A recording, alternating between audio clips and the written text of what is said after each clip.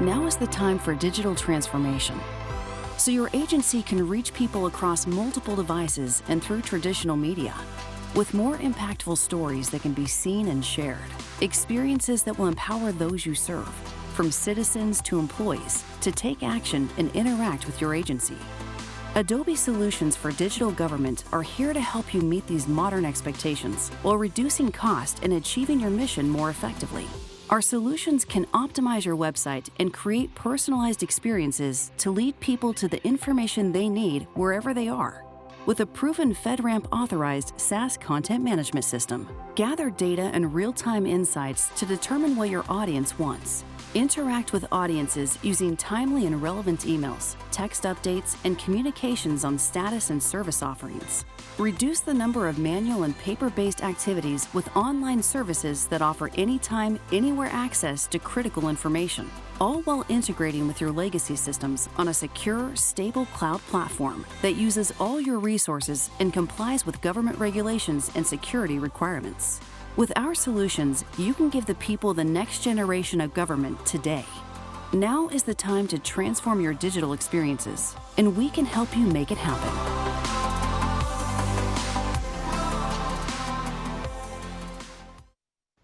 Good morning, everyone, and welcome to the final day of our Intelligence Summit program.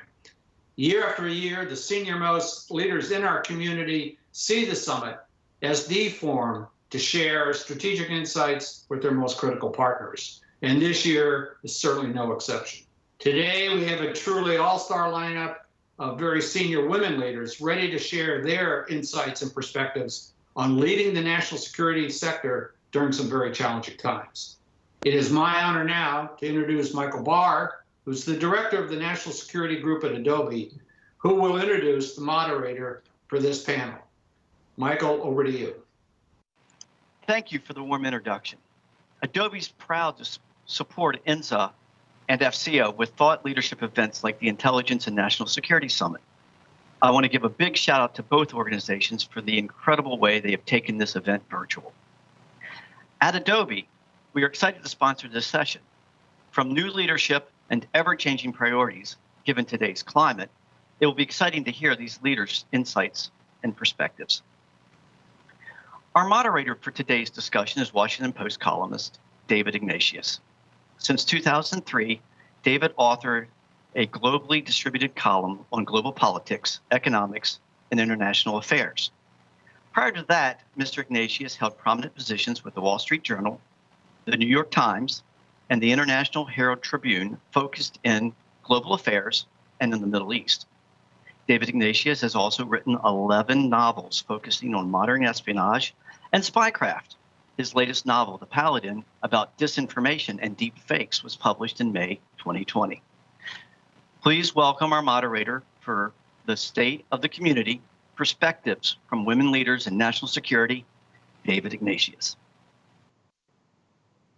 Good morning, everyone. I'm DeEtte Ignatius, columnist for the Washington Post. It's my pleasure to introduce this session on the subject of State of the Community, the perspectives from women leaders in national security. We have a terrific panel, and I'm going to introduce the 5 members and then call on them individually to say a few opening words.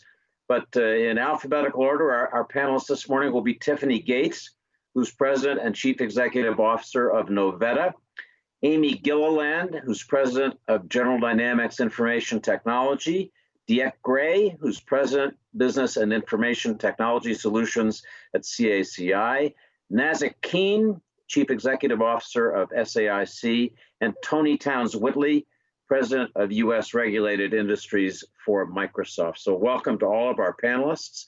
But I want to begin by asking each of you if you would, in 2 or 3 minutes, address a basic question that I think everybody in our audience has been struggling with in these months, which is the challenge of managing national security issues in this environment that we've never seen before.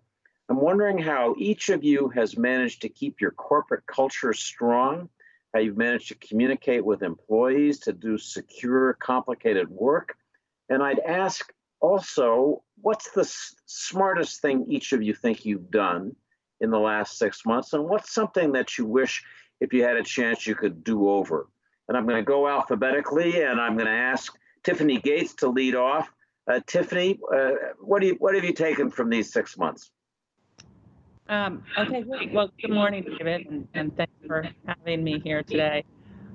It's a very good question, and I know as it relates to COVID, there have been a lot of conversations in the last few days at this conference related to how are we all managing through that. But to your question on how are we doing in this changing virtual environment, I would say that all of us, I'm going to go on a limb here and say all of us have been working really hard to create a virtual environment before COVID. Frankly, if we want to get to the talent, then we need to be able to work in a more distributed fashion. So convincing the workforce that a virtual environment is a good idea, that's easy. It's convincing our customers that they can do that safely and securely. That's been a bit harder. And that's where I think COVID is forcing function. So I will tell you, in keeping our culture alive during this time and in a virtual environment, that's been easy because they were already online. They love Skype. They love tech hangouts, and they love brown bags. We get together. I would say the addition of tech hangout or virtual happy hours has kind of been one of the newest things that I've probably participated in more than I used to. So I think the culture of the company is good, and it's just another venue to allow better communication. So to your question about what was something that we've done that was the smartest thing, I think for Novetta, for me, sometimes it's better to be lucky than smart. We invested early in a distributed workforce, as I've said. We have been investing in a machine learning and cloud center of excellence that has enabled that infrastructure so we could keep working through this pandemic.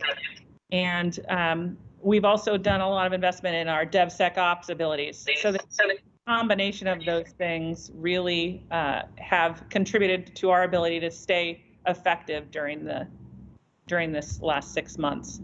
And for the 1,300 employees, all of these women have way more employees than I do, but for 1,300 employees, for all of them to be in what has been considered mission essential roles and continuing to work, that's where, again, it's been lucky. Sometimes it's better to be lucky. We have been able to continue to do so over this last 7-8 months. So. Thank you, Tiffany. That's super helpful. Amy, Gilliland, tell us how you've been managing, what you've been learning in these months to keep your company, GDIT, focused on its national security challenges in this environment we hope we never see again. Yeah, thanks, David, and nice to be here with you and all the panelists today. I think I'm a firm believer that if you take care of your employees, they take care of your customers. And to the point you make, none of us have been through COVID before. And so we spent a lot of time at GDIT connecting with our employees through this. And so that meant communicating early and often in many different modes of communication. Tiffanny mentioned we have virtual happy hours, we have webcasts, we have podcasts, social media, really honest, early, transparent communication about what was going on. One thing that we have also emphasized, really, in order to keep employees focused on the mission, is sort of meeting them where they are. So we have our leaders, even though we went overnight from about 15% of the workforce to 60% of the workforce virtual. That's a different environment for employees to operate in. So we have our leaders out there early and often really offering employees new and different tools and ways of doing business.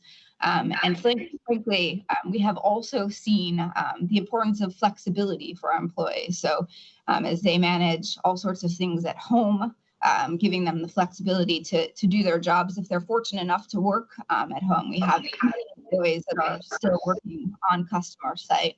But I think that sense of community has been really important in order to keep employees focused on the mission. So if there's something that I am really appreciative of, like Tiffanny, we invested early, so we're able over a weekend to move from 15% to 60% of the workforce being virtual. So we were glad we made those investments.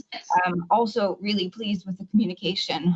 Employees have really welcomed that, and that has helped keep us connected, although we are more dispersed now. And you also asked if there is, something that I wish we had done differently. And it's interesting that a crisis causes you to reflect a bit, and it causes you to make change. And change is good for business. And I think we have learned through this crisis that we can do things much faster and more efficiently. So if I have a regret, it is that we didn't have that sooner.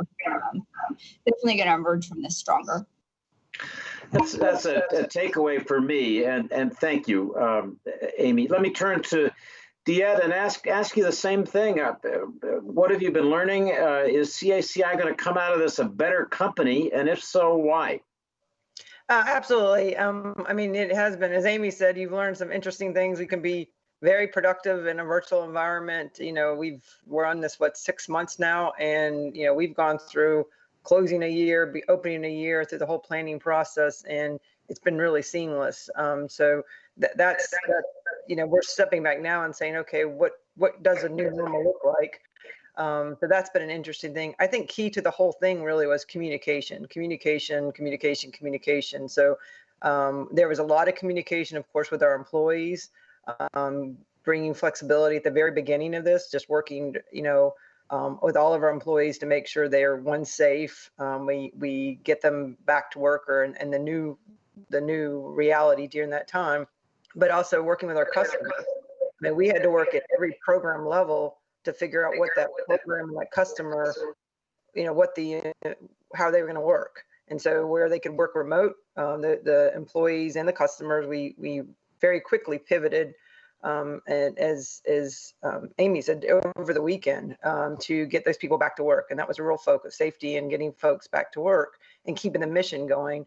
In the intelligence world where people have to work in skips and working through that, the same thing, you worked at a program level with customers to figure out what is there work that we could do unclassified. We were doing several pilots with customers on specific unclass development, and could we continue that? So one of the great things out of this is it's accelerated some of that that development work, those pilots that we were doing, and that's continued. So that's been a great. It's really interesting, when we get people at home and you have a lot of less distractions, less commutes, all those types of things that we, especially those in the Washington, D.C. area, that it takes a lot of time that I would say was wasted time, but it's, time where you're, not being productive. And so we really found that employees, I know personally for myself, I'm even more productive.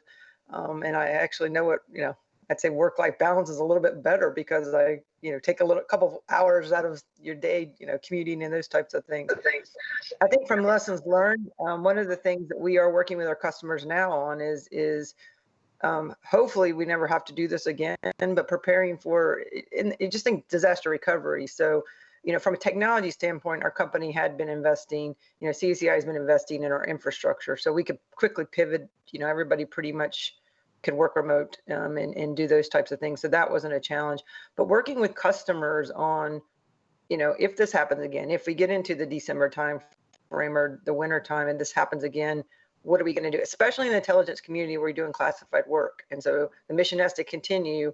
And so, planning that a little bit better so we could pivot even faster, I think will be an important thing for us to do and partner with our customers on. So, Nazzic, let me ask you to continue with this same theme. SAIC does, like all of these companies, so much sensitive work for the government. So far as I know, there's no such thing as an outdoor skiff yet. And so, are you going to figure out new ways to handle these very sensitive things that I'm sure are difficult, complicated for employees who wants to be in a confined workspace like that? How are you thinking about those issues going forward at SAIC? Thank you, David. And I tell you, it's an honor to be on this panel with such incredibly talented women. So I appreciate the invitation, and I look forward. I've already learned a couple of things just listening to the open comments. So I know that I'll learn some things that I can take back to SAIC as well. So, I think you've heard from, from the previous panelists, the good news is there's common themes. And I think in our industry, we're very, very fortunate, to your point, to be able to continue working, continue serving the mission, and to continue, supporting those programs that are so critical to our national security. And so, so much like everybody else, things I would focus on is overnight. That famous day in March when we sent everybody home that could go home, and we did so for two reasons. One is to absolutely protect those individuals that could work from home, that could support their customer from home, and continue to support the mission. But to your point, David, to also make sure that we did the best we could to protect those employees that couldn't serve their missions from home. And the less people you have in an office, the less people you have in the hallways, the more protection you afford those individuals as well. And so we've really stayed with that general guideline over the course of the last few months, and intend to for the next few months as we go into these winter months, so that we can protect both sets of workforce and we can continue to serve the mission. I'll just reiterate what you've heard from everybody else. Communication for us was key. And although we had, going into this, we had about 20% of our workforce that worked remote in some form or fashion. Overnight, we went from 20 to 80. And we had some technology in place that supported it, but we had to do a lot of work really fast. And so, I think one of the real learnings is just how fast we can actually move when you all come together to make something happen. And I think Amy touched on that, and that was something that we were very proud of. I also would say, I saw our customers collectively work at a pace for all the same reasons, to ensure that they, that their employees could also work from home, and that we collectively could continue to serve the mission in a new and different way. And so, I think it's been a very, very, there's always, you have to find the positives and challenges. And the pace in which we operated, the pace of decision making, and the new ways of communication for us have absolutely been a learning. I think the other part of the communication is, and you've heard this from the others, is also being transparent in communications. You know what? There was a lot of things I didn't know, a lot of things we as a company didn't know, and a lot of things that we as a nation didn't know. And being able to share what we did know and the decisions we could make, as well as those things that we didn't know and how we would best navigate those, I think served our collective employees and customers well. So I've become an expert in all these Zoom and Teams and all this great technology. And I do think it's here to stay. I do believe that as we fast forward, whatever it is, a year, 2 years, that the nature of how we do business has changed for all the right reasons and all the good reasons. But I am looking forward to actually being able to go in the office once in a while. A couple things on the learning side. I think I touched on what we did well. We all did this well. We all moved fast. We moved at a pace that, many of us are engineers or have technical background by training, and you design and you implement. We just had to implement. And I think we all learned that we could move at a very, very great pace. From a learning perspective, I think the one thing that I learned personally, and I know I've heard this from a lot of my colleagues, and we touched on this as well, is that concept of work-life balance. I will tell you, in the first few days, there was none. I mean, when your office becomes your home 24/7, being able to disassociate and disconnect for a lot of us was a challenge. And a lot of folks didn't take time off. They didn't take vacations. And so now that we know this is probably going to be elongated, then I think that's something that we're trying to encourage in our workforce, to make sure that you do create the balance that comes with just being constantly in your office. And so that's a learning. That's something that we're trying to communicate more about. And I know for me personally, it's something that I've tried to create those boundaries a little bit. So again, thank you for inviting me, and I look forward to a great dialogue. So that's fascinating. On the issue of our Zoom life, I'll just say, as your moderator, I'm trying to figure out how to plan a Zoom birthday party for my father, who turns 100 on November 11th. So I'm going to put that technology to good use. So Toni, I want to turn to you as our fifth panelist. You are part of one of the great global technology companies in the national security space, but just in the global tech space. I'm really curious about how Microsoft has kept its corporate culture intact when it operates in so many different places with so many different strains pulling back and forth. Just tell us a little bit about how Microsoft's been operating in this period. I will. I can't miss the opportunity, David, to tell you that we're willing to help you with your party planning as long as you consider Teams. Your Teams party will work beautifully with your family there. So no pitching, I promise, no more. Look, like Nazzic and others have said, I'm thrilled to be on this panel. I mean, you kind of had me at hello when I looked at the kind of women leaders that we have on this panel and your esteemed background as well. So first, thank you. You know, I think this conversation, every theme that you've heard to date from all of the various panelists sort of played itself out in Microsoft as well. I would suggest to you that if I really focused in on our culture, it was not about our ability to sustain our culture, but basically how to leverage our culture to help sustain our continuity of support to our customers and our employees. And interestingly enough, we learned a lot about mission continuity. Our culture really hinges on two constructs. First, about 5 years ago, just over 6 years ago now, when Satya came in as CEO, we really shifted the entire company towards a growth mindset, working off the research of Carol Dweck at Stanford and really shifting to curiosity, infusing curiosity and going to a learning culture. Then fast forward from there, 2 years ago, we really started to go down this conversation around what does empathy look like? And that the number one skill set we needed to hire for was empathy. It's an interesting skill set to think about in tech and in national security.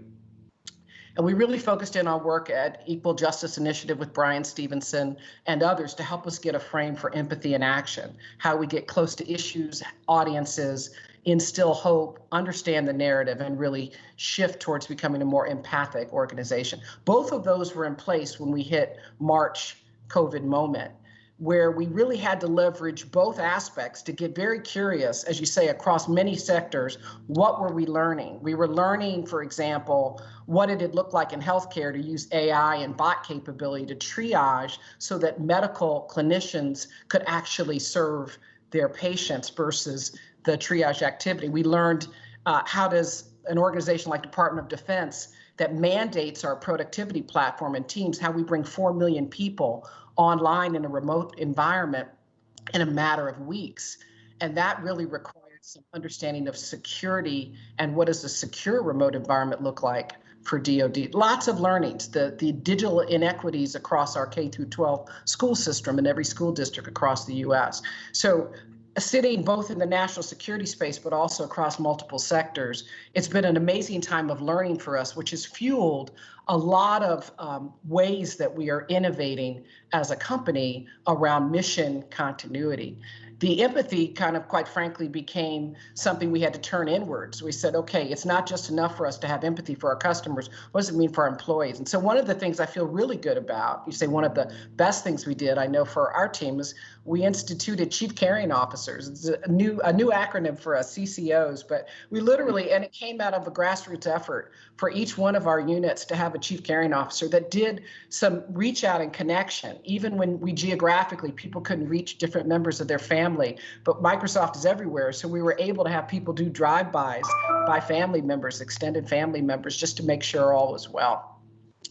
I will say that, you know, in terms of what we can and will do better, you know, personally, as Nazzic talked about work-life balance, I think maybe Amy and others talked about work-life balance. I started a program with my leadership team on staggered breathing. Having done years as a choir director, I knew to sustain a note, you had to really learn how to stagger breathing. So I gave them the opportunity to punch in and punch out when they needed time at home, time to process. The problem, what I didn't do is put myself on the script. I didn't give myself a staggered breathing moment. And so it wasn't until late August that I had a staggered exhale, and it wasn't a breathing moment. I think I felt like I was totally gone and exhausted. And so that was sort of the learning of put your own mask on first. I was really kind of focused, and I think a lot of us do that. And so that was a moment that I learned and I had to share with my team of my own personal learning. But overall, I think the culture of Microsoft has helped us sustain towards our customers and towards holding that national mission continuity. And we're real excited that we already had in place, as everybody's talked about, all of the tech infrastructure. But now it's not about what you have, it's do you know how to adopt it, use it, leverage it, and drive towards that resilient place that we all believe we're going to be leveraging this for the near future and maybe from now on. So thanks to Toni, and thanks to all of you for those answers. I have to say that's one of the most upbeat and encouraging conversations I've heard about this period we're living through. And it really, my takeaway from each of you is that your company, your relationships with your employees and customers will come out stronger and better. That's just what we want to feel about where our country is, where our companies are. So thank you for each of those comments. I want to turn to a subject that this panel is uniquely qualified to address. Technology and national security has been traditionally male-dominated. I know that from the experience of my wife as a doctorate in computer science and has spent her career in this space. Your presence on this panel shows how much that's changing as you're running companies, running big, important parts of companies. And I want to ask you to help kind of unthread where we are in this challenge. I'm going to ask about a couple of particular aspects. I thought, Nazzic and Amy, maybe I'd ask you to tell a few war stories about challenges for women managers as they're making their way forward in these big tech companies. Maybe I'd ask Nazzic to start, just some things that you've seen or learned yourself that would be valuable to women as they're making their way forward. Well, I appreciate the question. I will tell you, I've been very, very fortunate over the course of my career, having spent all of it in technology, and I've been very blessed to have a passion for it, and also have had just tremendous coaches and mentors to support my career, which is is one thing that I would encourage all people, all individuals, but since we're focused here on the topic of women, all women to, over the course of their career, from very, very early on throughout their trajectory, to absolutely make sure they've got a good mentor system, man or woman. It doesn't. I don't think it really matters. It's really about somebody that you trust, you can bounce ideas off of, that have either experienced what you're going through or have visibility into it. And so for me, one of the absolute blessings I've had over the course of my career is just really great mentors, and that continues today. And I think that that has just absolutely been a fundamental part of my success and also my enjoyment of what I do. I do think that in this particular area, especially if you talk about it in the area of STEM, I think we have a responsibility as leaders, and certainly a responsibility as women leaders, to encourage young women, all the way back to elementary school and middle school and high school and then into college, to look for the opportunity to, from a corporate perspective, to advocate and sponsor programs that encourage women to follow the STEM careers. And then also as they go towards, high school and college, then also, be advocates and be supporters and be recruiters of women in our fields. And so I think that's a tremendous opportunity. We do so with several universities. We do so with robotic camps. And again, it's boys and girls, men and women, but ensuring that we have that balance so that we do have a very strong pipeline of educated, talented women that can go in and support these critical missions. I will tell you, my last comment is I think, we've had some fabulous women that have set the stage. And if you think about women like Betty Sack or Sue Gordon or Tish Long, who have absolutely, created the opportunity. I think it's important for young women and women of all stages to be able to see role models and to see people that have created that path. And so I think that too is an opportunity for us on the panel and the broad audience to continue to create the opportunities that let successful, talented women and men continue to pursue their career in such an important area of national security.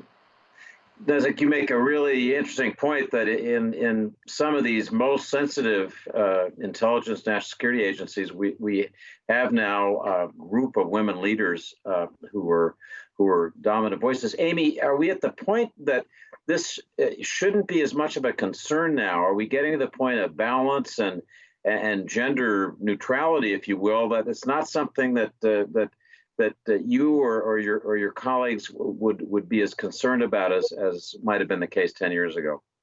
And David, you read my mind. I would say for all the reasons that you and Nazzic just highlighted, there's been so many women that have paved the path. And if you look at the defense industry, again, as a reflection of our customers who have been so progressive on this front, or even this panel, we don't certainly spend a whole lot of time looking at how many women are in the ranks at GDIT. We have so many in our industry. But with that said, I think that this does relate to a broader issue about diversity in national security. And I do think that we need to expand upon the gender issue to one of race and disability, and really building that inclusive environment where everybody sees themselves in management. And I can tell you that that is something that we are very focused on. And frankly, I think, as I reflect on it, COVID gives us a great opportunity from that. Tiffanny and some others made the point, we are working with our customers on where possible, working in an unclass environment, and that allows us to recruit a workforce, sometimes that comes from a more represented environment, whether that is race or gender or disability. And I think there's tremendous talent that comes to the community as a result of that. So in a nutshell, I would say that we, thanks to so many women who've come before us, have made incredible progress. And I think we have more progress to do to create a truly inclusive environment. I will add just one thing, and Nazzic highlighted this, and so did many of the others. I do think that COVID has highlighted this work-life balance issue. And I don't think that's a women issue. I think moms and dads are struggling with work from home and school from home. I know that I have tried to become an expert in tier 1 IT support to my 3rd grader. I have not excelled at that, according to him. So I think COVID has exacerbated from not a mom perspective, from a mom and dad perspective, some of the challenges of working and raising families. So we are having very honest discussions about that at GDIT, and we're all in it together. So we're kind of working through it. Let me ask each of our other panelists, Tiffanny and DeEtte and Toni, to address parts of this. I'm particularly curious about the challenge of getting girls when they're in school, high school, college, to be STEM, recruits to think that coding is cool. Is that happening yet to the extent it needs to? Tiffanny, let me start with you. Do you think that women are really feeling this is an area where their skills will be respected and embraced, or is it still a little forbidding? So I would argue, and I'm a mother of a 23-year-old daughter who's graduated with her master's in computer science. So maybe I'm the wrong person. I have always pushed, and I have to imagine all the women on this panel have no power or no problem suggesting that more girls get into STEM programs. So I do feel like we are seeing a turn in that. Math is cool. Math is computer science is certainly cool. I think it is a broader issue, though, in getting not just more women, but a more diverse workforce. I think that's what we're all struggling with, David. This panel alone should tell you that there's plenty of powerful women. I think women do a really good job of promoting other women. That's kind of a natural tendency.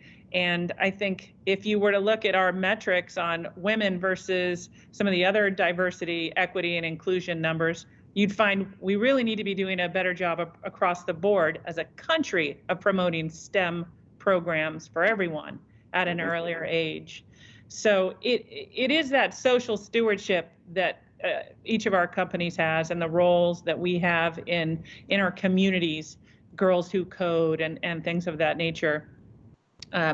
Rather than kind of focus on just trying to improve one set of numbers, we've kind of put it to our entire company. Like, I am just one woman, right? I can help set the strategy, but if we don't have the buy-in from our employee base that these are important values to push to the community, then nothing's going to change. And so we kind of have 4 communities of interest, and we've kind of charged them.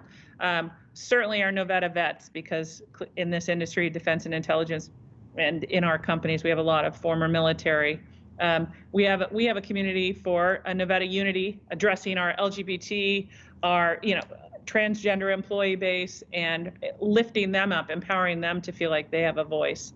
That's our Novetta Unity community. Then we have women in Novetta, of course, and another one we're calling Novetta Next Gen, which is trying to appeal to those just out of college, the millennial workforce. This is their first or maybe only second job, where they're really seeking mentorship, which we've all expressed as being important to this community. We've kind of charged them with, where do we need to be promoting these STEM activities more broadly? Is it in elementary schools? Is it hosting hackathons on the weekend and training, bringing teenagers, bringing even younger high school students in for a day in the life kind of environment of a computer software developer, realizing that's not just all boys, right? All of those things are important, and our vets do a great job. They're already mobilized and moving out, right? The women are attaching mentors to new to schools and to other community organizations, and that's where they're also putting their charity money as well. So we are promoting these concepts.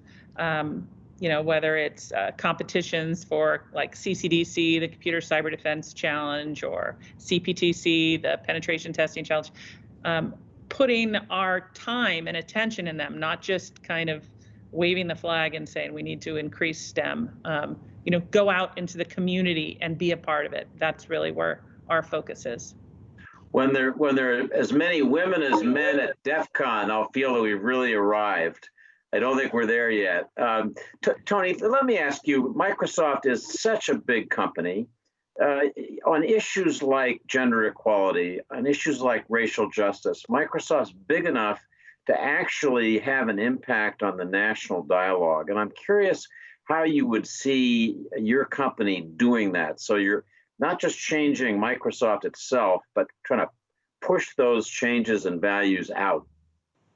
Yeah, no, I think the conversation has become a lot more dimensional over time. I remember when we just talked about diversity. I remember when we added inclusion to that D&I discussion. Now I think you can see organizations like Microsoft and all that are represented looking at advocacy, addressing systemic issues, which explain the conversation that it isn't just gender. As I say to my company, Monday I'm not just on the gender group, and Tuesday on the African American group. I tend to come as one package every day, every moment. And so issues of race and ethnicity, issues of accessibility. Thank you, Amy, for bringing up what we're learning is an amazing correlation between certain accessibility groups. Autism hiring is something we've been deeply focused on, maybe leading the industry, not to self-promote, but really focused on the role and how we bring on and manage that amazing workforce. And we're seeing a correlation in national security, particularly in intel and analytics on the autism spectrum. So we're learning, again, back to this curiosity culture, trying to see the patterns. But you're absolutely right, as each of the prior panelists have indicated. On the gender front, I would say, while I am so thrilled to be on this panel, and I do believe there's a change, and I see it, there's a 5x increase at Microsoft in female corporate vice presidents since I joined in 2015. Thrilled to see that. But if I go classroom to boardroom, I'll say there are gaps along the supply chain there, huge gaps. Gaps at the CEO level, gaps in boards, gaps that actually influence the way we bring on more and more women into these roles. So I would say there's a supply chain challenge there. Similarly, on the race and ethnicity side, as Microsoft is finding that there's a combination of what we need to build and really, quite frankly, acquiring from the market. And Yeah, we've launched as many companies a social equity kind of program, but it's really around skilling. It's catching people early. It's about acknowledging that digital skill sets are not just going to be a STEM. Digital skill sets are part of every industry, every job. So how do we go early, get people certified, coming through K-12, even through college, and then what we'll call middle skills, reskilling individuals that are maybe 25 to 65 that are just in job areas that are not going to be able to make it into the digital economy unless they change. So we're really focusing on it from a digital skilling, being very intentional about specific neighborhoods and communities and organizations that are dedicated to changing, if you will, the supply chain for more ethnically diverse and more racially diverse and more gender diverse folks in this industry. DeEtte, let me ask you to close this out. Just interested in what you think the next right thing for your company and your industry to do in meeting this diversity challenge, gender, racial inclusivity in every way. My granddaughter is a Frozen fanatic, so she always says, Baba, we need to do the next right thing. What's the next right thing in this space? I'm with her. I love Frozen. It's a great movie. One of my favorites. Well, I mean, I do go back to kind of circle back with STEM and STEM education, which I'm extremely passionate about. And I think diversity, but also just inclusion. I mean, you look at our students in our schools today, and at the lower level, even some of our population. It is diverse. As you move up, whether it's in tech fields or leadership fields, it's less diverse. And so we do have work to do there. I think we have made great progress in the way of women. More work to do. I always go back and look at your org charts. If you want to know if you have a problem, is your org chart, the faces on your org chart are diverse. And that's important for all employees to see themselves, that they have the possibility to become one of those things. On the way of STEM education, from at CACI, we invest in scholarships and in programs like robotics and things like that. Of course, we did our internship even during COVID. We continued our internship. All of our interns were virtual. And it's wonderful to see at the end of the year when they do their presentations, the diversity of our interns. And I think that's a great indication that, we're making progress. But as a national concern, we need more, engineers, math and science people to go in STEM type education, especially when it comes to national security. I mean, these require clearances, and the first step in getting your clearance is you've got to be a U.S. citizen. So if we're not producing students out of universities or community college, frankly, that are with backgrounds in STEM education, then we'll have a national security crisis. I mean, we already have challenges hiring talented people that are cleared. For all of us do have the same challenge, and the government has the same challenge. And I don't think it's going to get worse, not better, because of our jobs becoming more and more technical. So I think that really is I think somebody said earlier, it's a national. It's a national responsibility. I do think it starts K through 12 and getting kids interested in math and science. That was mine. I love math and science, hated English, and any kind of reading type stuff. But it was because people got you interested on how do you apply that math that you're learning? How do you apply the science that you're learning? It's not just textbook thing. It's hands-on. What can you do with the math? I remember taking, basic programming and even high school, and I didn't know what you did with it. And it wasn't until later I figured out that, oh, wow, that's what you can do with it. So we have to take those skills that students are learning early on and show them how they apply to, different problems, and especially national security. How do you solve national security problems, with those skill sets? And I've said it in the past, we got to make national security cool. It's cool to go work at Amazon and Google. We've got to get employees that are not from really the defense industry necessarily, that don't know anything about national security, interested in national security in a way that they understand it. So it's going to take all of us to do that. So we've got some great questions from our audience. I'm going to turn to those in about 5 minutes. I'm going to ask you one more, and just, quick 1 minute answer from each of you. It's something that's on everybody's minds. We have an election that's 45 days approximately ahead. Without asking you to be political, let me just ask how your marketplace, your national security marketplace, is going to be affected by this election. And the two scenarios are either the incumbent remains, or scenario B is challenger takes over. Is that going to affect the marketplace, or do you think there's just continuity regardless? Let me go in alphabetical order, starting with Tiffany. All right, the awkward political question first. That's fine. So I was listening to an investor yesterday who went back for the last 25 elections to find that who is elected is not necessarily what changes the budget so much as what is the national threat and what is the national focus at the time. So I'd like to imagine that it doesn't matter who's elected, that we still need a strong defense and intelligence workforce. But that said, when the budget does see an impact, and let's say it's only the 2-ish% that the current budget has been put forward for, that's going to have a lot of impact on the defense primes. That's a certainty. Now, I'm the only one not publicly traded here, so I'm certain my opinion is going to be different than all of these women. But I worry that will stymie future growth. It's not going to limit the contracts we're on and the continuation of the work we're doing, but it will impact growth and innovation specifically, as you have, there's less free funds to look at more of the art of the possible.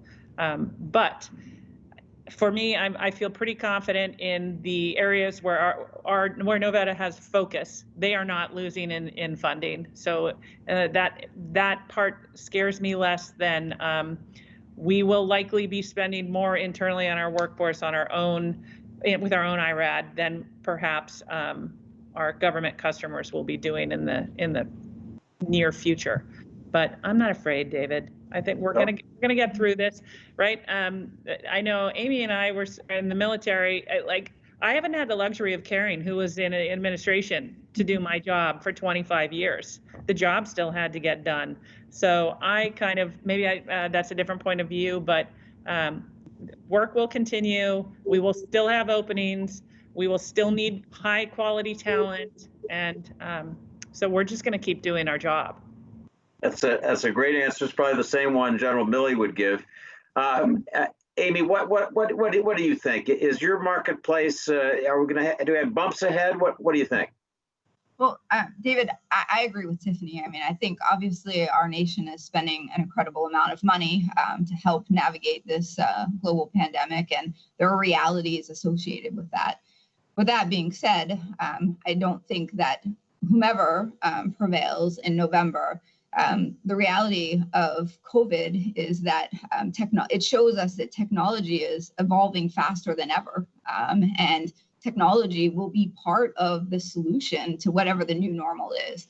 And I think it has underscored the importance of the work that everyone on this panel does, whether we're talking about cyber or cloud or AI or any of the technologies that we're focused on, and actually upgrading and modernizing that IT is part of the solution of saving money also. So not naive about the pressures that are out there, but I do think we find ourselves in a place where technology is going to be an important part. And so it'll be about prioritizing within those pressurized budgets. DeEtte, what's your feeling? Smooth sailing ahead or a bumpy road? Well, national security is a bipartisan, issue. So the world's still, bad place, and after November 3rd, it'll still be a horrible place. So I think we all have enough work to go around, I would say. So, and from a company perspective, we have succeeded through 11 consecutive presidential administrations. So we think the 12th one will be just fine. And we're confident in the strategy that we have, and which is position ourselves in multiple different places, but really where national security, that demand will not go away no matter who is the president. So we're very confident in our strategy. Nazzic, what do you think? So I absolutely agree with everything that you've heard. Just as these other companies, we've been around for many, many elections. There's, certainly an administration could have a variant on a priority, but the national priorities tend to be enduring. And at SAIC, we're, like the other folks on the call, we're positioned in critical areas of defense, national security, and the civilian side. And if you get a little bit of haircut in one place, it tends to balance in the other. So we have a diversified portfolio. We also, in our strategy, have been very focused on digital transformation in the IT realm as well as digital engineering. And again, there is a compelling need for our nation to modernize to accomplish what it needs to from a national security and defensive posture. And so those, I believe, those will be enduring missions. And then space for us is an area of focus as well, and that I believe under any administration will continue to be a priority. So certainly we can, we'll see what happens. I'm sure there'll be minor ebbs and flows, but we feel very confident going into this next generation, whatever that is, this next administration, whether it's the incumbent or whether it's the challenger, and SAIC will hold strong. Toni, last thoughts about this political future? I think I could say ditto to everything I've heard in terms of, we know about 40 to 50% of government roles change even under an incumbency at different levels. So that comes down to relationships and engagement where your footprint is across. And of course, Microsoft is across, every cabinet level agency on the civilian side, Department of Defense in the intel space, as well as so many other sectors. So in terms of diversification, as Nazzic mentioned, we feel like we're there. In some ways, what we're really focused on is this new conversation about resiliency, the role that tech plays. I think Amy mentioned that, the role that we know that technology is going to play, has played, and quite frankly will play even more in underpinning the resiliency of mission continuity, even the role of innovation that may help us leap forward because whoever the incoming president will be still has a pandemic, still has economic challenges, still has racial protest and challenge here in terms of social equity, still has even natural disasters to address. I mean, things don't change, the day after the election. That's still the landscape, and we see tech underpinning so many aspects of that. In some ways, we're thankful for the investments we have made in our platforms and our security, but we're making even more. And I'd say big tech is making pretty significant investments right now on critical infrastructure going forward. Well said by everybody. Let me turn to audience questions, and I'm going to start off with two that get to kind of the specifics of the challenge of managing classified, sensitive national security work in this kind of environment. What's going to continue a while longer? The specifics are: did you implement any specific software packages for better remote security? If so, what prompted you to do that? And I'm going to bundle that with a question from the legendary Charlie Allen, who many people know from his days at CIA. He asks, have maintaining security clearances of the contractor workforce been difficult in this environment? Those both strike me as really interesting technical questions. If you just sort of raise your hands, forgive me, I can see all of you. Who has thoughts on those? And I'll call on you. Well, let me. Tiffanny, yes, please. I'm going to throw that software one to Toni. That seems pretty easy because I use whatever my customers want me to use. But we could have a whole hour session on clearances, David, Charlie. You know the problems. And I would say this: we've talked a lot about diversity, equity, inclusion. We need to take a really good look at the unconscious bias in the clearance process, right? We can train everybody we want on every STEM capability there is and have super innovative, hard-charging employees. If we can't get them through the process, what good are they to the intelligence community? I think we've done a pretty good job. I know that there have been a lot of people testifying in front of Congress about the need to get just the backlog cleared out. Well, that's fine. That took care of all of us who are already in this community, but getting new people cleared and taking a hard look at how we clear people. back to the equity piece, we have employees who might have a brother, mother, father, sister who had committed a felony at some point in their background. How does that affect a person who's trying to pull themselves up, working hard, wants to support the national security mission, right? I think we need to take a look at unconscious bias in the security clearance process. And that's just my little platform that I'm shocked came up today, but I put that out there for future conversations, which I hope are occurring. It'd be a great one. It is worth an hour. Toni, let me ask you to take up that question of software packages for better remote security. I'm sure Microsoft's thinking a lot about this. I mean, I made a joke earlier about an outdoor skiff, but is there a way that you can do secure classified work in a different way with software solutions that you can put together?